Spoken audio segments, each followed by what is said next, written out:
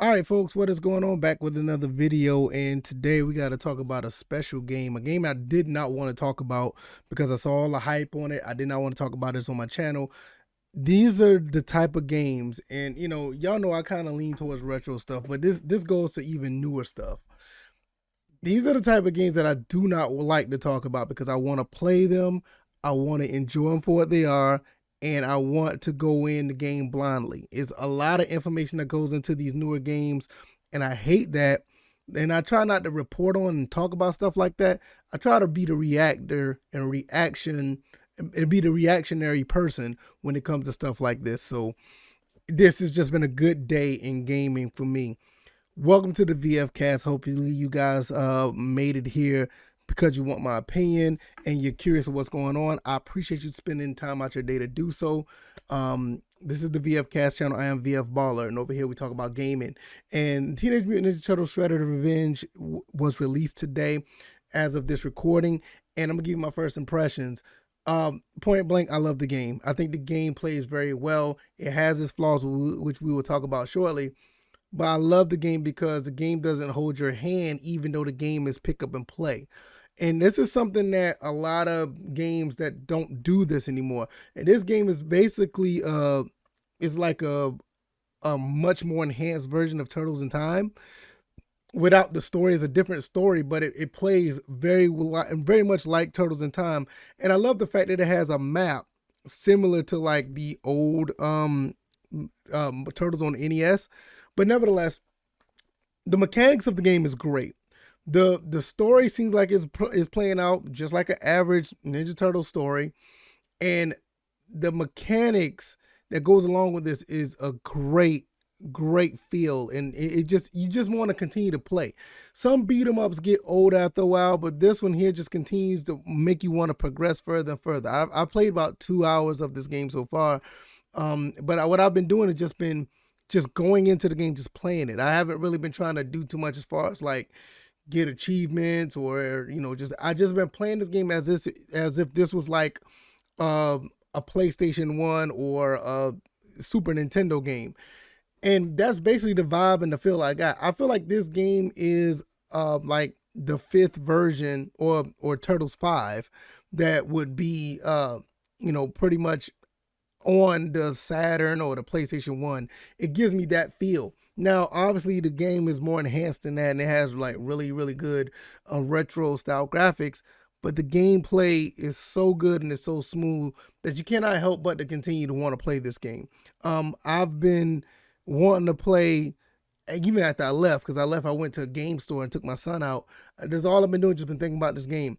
And there's so many things you can do in this game to have longevity, replay value, to where you're going to be playing this game for a while, because I think it's like 7 different endings or something like that. I'm not sure, but all the other things you have to do on the side, like collectibles and hidden things and learning the moves and the mechanics. This game is a retro style game, and it caters to people like me. But the game industry should take heed to what this game has done. This game pretty much make you want to learn the game, even though it's easy to learn, but it does give you somewhat of a challenge. Now, if you've seen any of the gameplay that I've put up so far, you've seen I've been getting beat up a little bit, and that's what you want, because especially if you go in a game blind, because this is what I did when I was growing up. I went into pretty much all these type of games blind, playing the Super Nintendo, Sega Genesis, N64, PlayStation 1, PlayStation 2. I went in these games like blind, and that's basically what I've done. And this was one of the reasons why I'm having such a blast with this game, because I don't know what's going to happen next. If I kind of know what's going to happen in the game, I kind of lose a little bit of interest, because I know. So even though spoilers don't necessarily bother me too much, because I still like playing the games, it just gives me more of an enhancement when I don't know. So with Shredder's Revenge and the way it's set up with the older villains, you got Bebop, Rocksteady, you got Leather, what's his, I can't remember his name, the guy, the alligator, he's on the screen right here. It's Leather something, I don't want to say the wrong name. But then you also have like people like Casey Jones, a guy that I've been wanting to be in this type of game for a long time. April O'Neil is actually playable. Master Splinter is playable.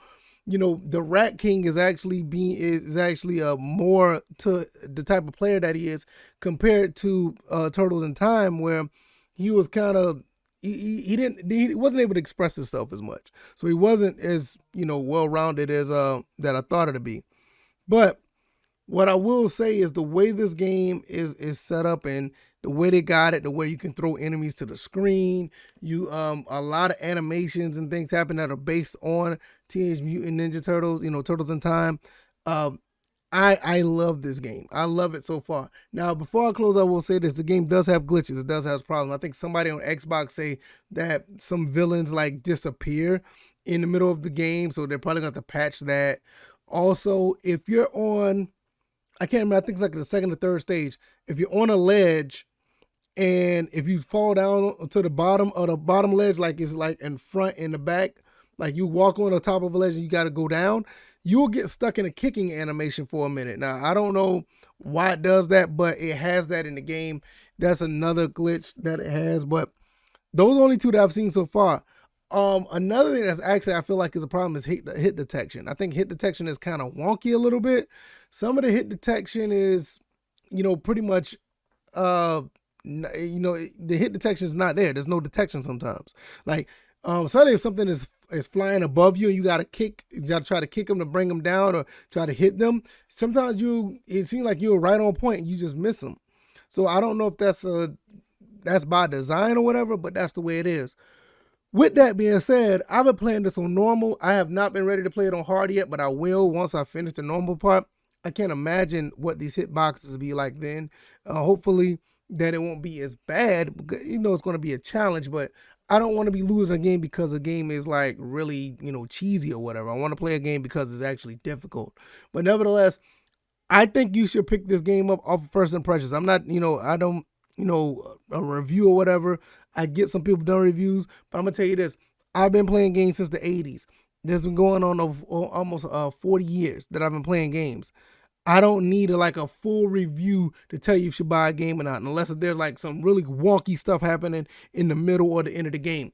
If I get a few hours in, and I can tell you like, look, if you're a few hours in like I am, and I like it, I think you should go ahead and pick it up. So just like Streets of Rage 4. And the same company who made Streets of Rage 4 made this. So Streets of Rage 4 is another phenomenal beat 'em up. And another thing at the end of the day, I need to get back into more beat 'em ups because there's a lot of beat 'em ups out there that nobody really talks about that much. Some pretty decent ones as well. So I need to get back into that. Probably look on Steam or whatever. I'm pretty sure they got some. Probably some that are old school that I never really played before. But I love a beat 'em up. I could sit all day and play a beat 'em up. I think at one time I sat down, I played Final Fight 2, and I went through that whole game without even realizing it because I was just playing and having a blast. It's another reason I don't want to put this out there. It's another reason why I have this Ambernick 503 RG5. Don't get me wrong, I should have gotten a Switch by now, but since I got this handheld, full of those type of 2D beat 'em ups. And if you want to get into the beat 'em up genre, or if you have already and you're on the fence about this, I think you should get this game. This game is fantastic. Albeit it does have glitches. Like I said, you had the villains are disappearing, and you have the coming off the ledge glitch where you get stuck. Other than that, it's nothing really major to say, hey, I don't want to play this. I think you should go ahead and pick this up. And I think right now it's like on sale. I think it's like 10% off on PlayStation or whatever the case may be.